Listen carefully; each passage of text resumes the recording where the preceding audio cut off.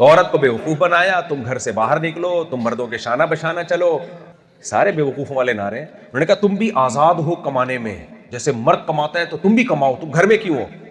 او بھائی کمانا ذمہ داری ہے, اسلام نے عورت کو اس ذمہ داری سے دور رکھا ہے, آپ اس کے اوپر ذمہ داری ڈال رہے ہو اور اس ذمہ داری کو آزادی کہہ رہے ہو.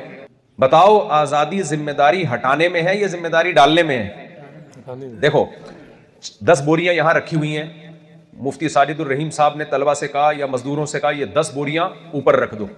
مولانا ڈاکٹر افضل صاحب بھی بوری اٹھانے لگے. انہوں نے کہا آپ اس بوری اٹھانے سے آزاد ہیں, آپ اس ذمہ داری سے کیا ہیں؟ آزاد ہیں. ویسے بھی آپ کی صحت ایسی ہے مشکل کہ اگر آپ نے بوری اٹھائی تو 4 بندے پھر آپ کو اٹھائیں.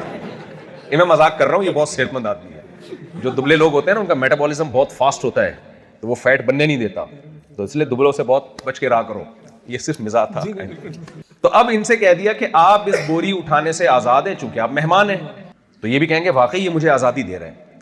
لیکن اگر مفتی ساجد الرحیم صاحب نے 1.5 ہوشیاری کی, مفتی صاحب نے کہا کہ یہ 10 بوریاں ہیں, آپ بھی آزاد ہیں, آپ بھی اٹھا سکتے ہیں, آپ بھی آزاد ہیں, آپ بھی اٹھاؤ یہ بوری, کیونکہ آپ آزاد ہو, آپ پہ کوئی پابندی نہیں, آپ بھی اٹھاؤ یہ بوری. اگلا کہے گا بھائی تم مجھ سے کام بھی لے رہے ہو اور اس پہ لیبل کیا لگا رہے ہو آزادی کا.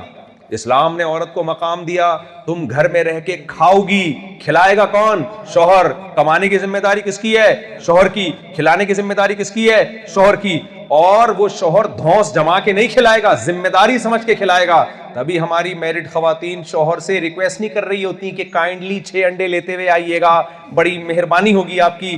وہ آرڈر چلا رہی ہوتی ہیں واپسی پہ 6 انڈے اور 1 پاؤ دہی لیتے ہوئے آئیں, اور اگر آپ نہیں لے کر آئے تو ریورس گیئر میں آپ کو واپس جانا پڑتا ہے.